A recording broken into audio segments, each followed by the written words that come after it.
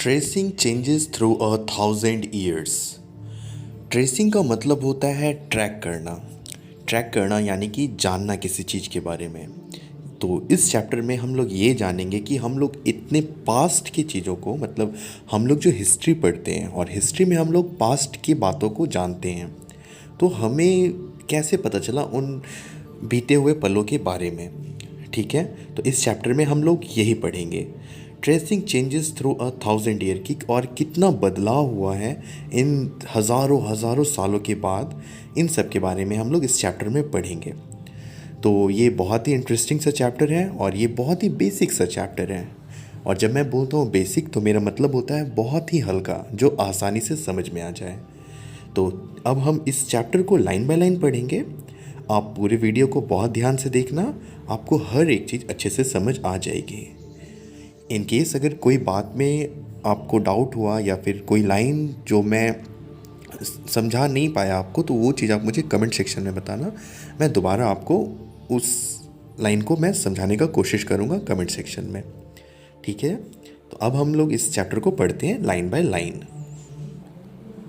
In the previous class, we studied the history of the ancient period. We discussed about the history of ancient India and the ancient civilizations of the subcontinent from the prehistoric period to the 7th century AD. AD का मतलब होता है Anno Domini. In this class, we shall study the history of medieval period. It is important for you to know that the time span of the medieval period differs in different parts of the world. In Europe, the medieval period was begun in the 6th century AD and ended in 15th century AD.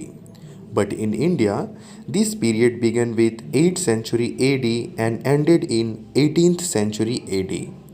During this period, India saw many remarkable changes in the political, economic, social and cultural life of the people.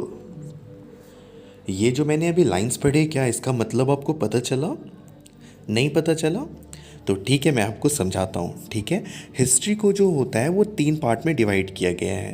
पहला होता है ancient history, दूसरा होता है medieval history और तीसरा होता है मॉडर्न हिस्ट्री। तो अभी आप क्लास 7 में हो, तो आप जो हो एंशिएंट हिस्ट्री को आप क्लास 6 में पढ़े थे, और ये मेडिवल हिस्ट्री को आप क्लास 7th में पढ़ोगे, और मॉडर्न हिस्ट्री को आप क्लास 8 में पढ़ोगे। जब आप क्लास 8 में जाओगे तो वहाँ पे मैं आपको मॉडर्न हिस्ट्री के बारे में बताऊँगा। तो यही बात इस बॉक्स में लिखा गया है, और इस बॉक्स में एक और पॉइंट को बताया गया है, और वह पॉइंट ये है कि जो मेडिवल पीरियड होता है वो जगह जगह डिफ़र करता है। जैसे कि इंडिया का जो मेडिवल पीरियड था वो स्टार्ट हुआ था 8th सेंचुरी में, और बट यूरोप एक कंटिनेंट है, तो यूरोप में जो मेडिवल पीरियड स्टार्ट हुआ था वो हुआ था 6th सेंचुरी में, और इंडिया में ख़त्म हुआ था 18th सेंचुरी में, तो यूरोप में ख़त्म हुआ था 15th सेंचुरी में। ठीक है, तो यहाँ पे 2 पॉइंट्स बस बताए गए हैं कि आपको क्लास 7 में सिर्फ और सिर्फ मेडिवल हिस्ट्री के बारे में पढ़ना है, और दूसरा कि जो हर एक जगह में मेडिवल हिस्ट्री है वो अलग अलग टाइम पे हुआ था, और हम लोग इंडिया से हैं तो हम लोग इंडिया के मेडिवल हिस्ट्री के बारे में पढ़ेंगे। ठीक है, अब हम लोग मेन चैप्टर को स्टार्ट करते हैं पढ़ना। Geographical influence on history. Geographical का मतलब होता है किसी जगह का जहाँ पे पहाड़ हो, ज़मीन हो, रेत हो, नदी हो, तो वो हुआ जोग्राफिकल। ठीक है, इन्फ्लुएंस ऑन हिस्ट्री, हिस्ट्री यानी कि जो पास्ट में जो घटना घटा वो ज्योग्राफी पे डिपेंड करता है। ठीक है, कैसे करता है? The geographical condition of a region directly और indirectly affects its history. In case of India also, the geography of the subcontinent has greatly influenced its history. Geography determines the development of a particular area. तो ये line जो है, geography determines the development of a particular area, इसका यह मतलब होता है कि अगर कोई जगह पे अगर प्लेन ज़मीन है तो वहाँ पे बहुत सारे लोग रहेंगे, बट जहाँ पर बहुत सारा पहाड़ है वहाँ पे बहुत कम लोग बसते हैं। ठीक है, तो ये बात यहाँ पे बताई गई है। फिर कहा गया है the areas where the environment is favourable. तो ऐसे एरिया जहाँ पे इन्वायरमेंट फेवरेबल है, इन्वायरमेंट फेवरेबल होना मतलब जहाँ पे मिट्टी है, जहाँ पे बहुत सारा पानी अवेलेबल है, तो वहाँ पे लोग रहना ज़्यादा पसंद करते हैं, ठीक है। तो the areas where the environment is favourable are densely populated. Densely populated मतलब बहुत ज़्यादा वहाँ पे लोग रहते हैं। फॉर एग्ज़ाम्पल उत्तर प्रदेश और बिहार, ये प्लेन है। अगर आप इसका ज्योग्राफी देखोगे ना, तो वहाँ पे पहाड़ बहुत कम है और मोस्टली वहाँ पे प्लेन एरियाज़ है, इसीलिए उन एरिया में बहुत ज़्यादा पॉपुलेशन होते हैं। और अगर आप देख लो उत्तराखंड, फिर हिमाचल प्रदेश, तो वहाँ पे बहुत पहाड़ है। इस यही कारण है कि वहाँ का जो पॉपुलेशन होता है वो बहुत कम होता है। The areas where the environment is favorable are densely populated. Their culture are also affected by outside influence or foreign travelers. On the other hand, the place with an unfavorable environment are sparsely populated. और जहाँ पे unfavorable environment है, जहाँ पे पानी नहीं है, जहाँ पे सिर्फ रेत है, तो वहाँ पे लोग कम रहते हैं। The culture that develops here is not much affected by outside influence. और ऐसे अनफेवरेबल जगह में जो बाहर के लोग होते हैं वो कम आते हैं। ठीक है, आई होप आप ये लाइन समझे होंगे, ये फर्स्ट पैराग्राफ आप समझ गए होंगे कि किस तरीके से ज्योग्राफी इन्फ्लुएंस करता है हिस्ट्री को। जहाँ पे फेवरेबल कंडीशन होते हैं वहाँ पे लोग आते हैं, वहाँ पे लोग बसते हैं और वहाँ पे पॉपुलेशन बहुत ज़्यादा हो जाता है। पॉपुलेशन का मतलब होता है आबादी, ठीक है, जहाँ पे बहुत सारे लोग रहते हैं। अब नेक्स्ट है maps and medieval India. Maps और मेडिवल इंडिया के बारे में इस स्ट्रेंजा में इस पैराग्राफ में हम लोग पढ़ेंगे। Maps and medieval India. The art और science of making maps is known as cartography. तो मैप बनाने के आर्ट को कार्टोग्राफी कहते हैं।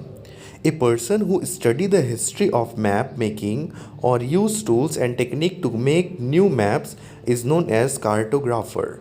और जो लोग मैप्स बनाते हैं उन्हें कहते हैं कार्टोग्राफर।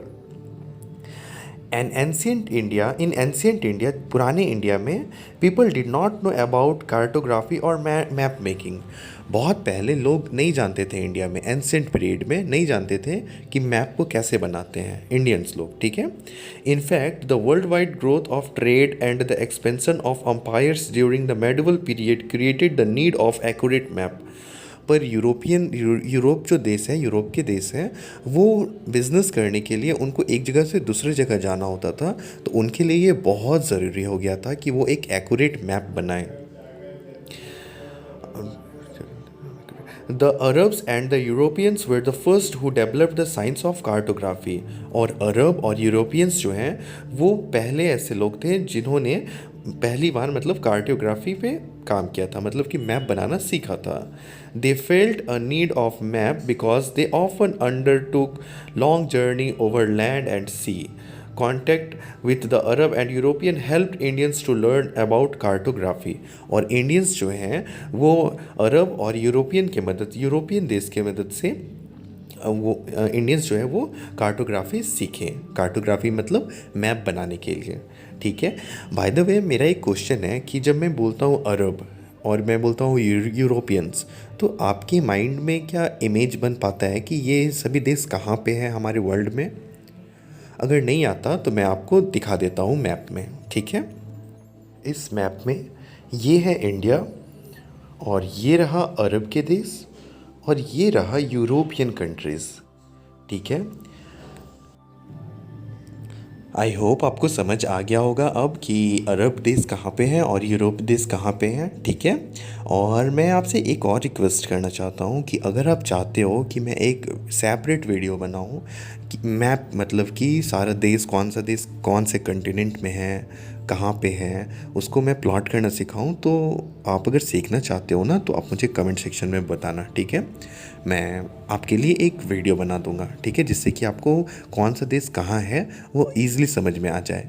और जब आपको ये पता चलेगा ना कि कौन सा देश कहाँ पे है, तो आपको हिस्ट्री पढ़ने में, ज्योग्राफी पढ़ने में बहुत मज़ा आएगा और आपको बहुत ज़्यादा समझ भी आएगा, ठीक है। तो अब हम आगे देखते हैं। आगे की लाइंस में पढ़ो उससे पहले ये मैप 1 आप थोड़े ध्यान से देख लो। ये पता है ये इंडिया का मैप है, आपको शायद नहीं समझ में आ रहा हो, बट ये इंडिया का मैप है, ठीक है। और ये इंडियन सब कॉन्टिनेंट का मैप बनाए हैं एक जियोग्राफर जिनका नाम है अल इदरिसी, ठीक है, अल इदरिसी। ओके, आप ध्यान से देखना, ठीक है। इसके बारे में मैं अभी आगे थोड़ा सा पढ़ूंगा। An Arab geographer Al-Adrisi made a world map in 1154। तो अभी जो आपने मैप देखा ना वो 1154 में ही बनाया गया था। Map 1 is a part of his world map that shows a detail of Indian सब कॉन्टिनेंट। और वो एक वर्ल्ड मैप है जिसमें कि इंडियन सब कॉन्टिनेंट को भी दिखाया गया है। मैप 2, अब ये वाला मैप अब देखो जो आपके स्क्रीन पे है, क्या लिखा हुआ है नीचे, आप पढ़ो एक बार। Indian subcontinent from early 18th century atlas, और ये नाम है जिसने ये मैप बनाया, ठीक है। बड़ा अजीब सा नाम है, आप पढ़ लो, ठीक है। अब चलो देखते हैं map second. Map second was made by a French cartographer in the 1720s, that is nearly 600 years after map 1।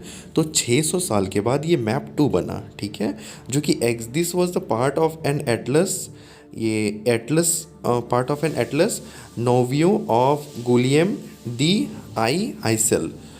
Although both the maps show the same area, that is Indian subcontinent, they are quite different from each other। मतलब दोनों अलग हैं एक दूसरे से।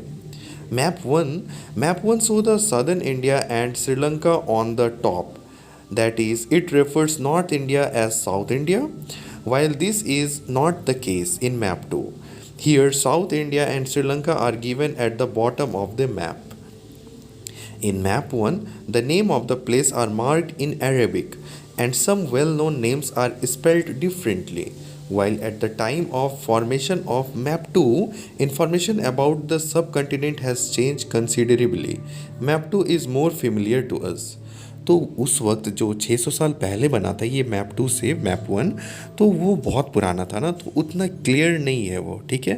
But ये जो map 2 बना है ये एग्जैक्ट हमारे आज के मैप के जैसा है, मतलब थोड़ा मोड़ा थोड़ा बहुत इधर उधर है, बट एग्जैक्ट आज के ज़माने के जैसा मैप है। और उस वक्त उतना सैटेलाइट भी नहीं हुआ करता था, तो ये बहुत ही अच्छा ये मैप बनाया है। मैप 2 जो है ये बहुत अच्छा है। आगे पढ़ते हैं। Thus we find that cartographer in these two period differed from each other।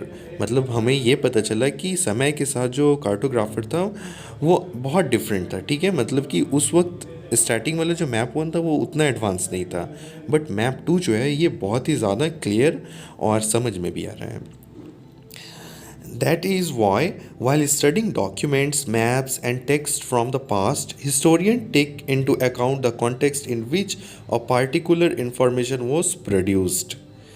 तो आज के वीडियो में यहीं तक मैं रखता हूँ, ठीक है। और मैं ये उम्मीद करता हूँ आपको ये अभी तक 2 पैराग्राफ मैंने पढ़ा तो आपको अच्छे से समझ आ गया है। सॉरी 3 पैराग्राफ मैंने पढ़ा तो अच्छे से समझ आ गया होगा और आप आगे भी अच्छे से पढ़ोगे, ठीक है। तो मैं मिलता हूँ आपसे इसके पार्ट सेकेंड में।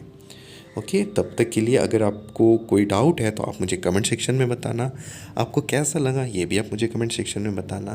और आप मतलब अपने फ्रेंड्स के साथ शेयर करोगे या नहीं करोगे ये भी मुझे बताना है, ठीक है।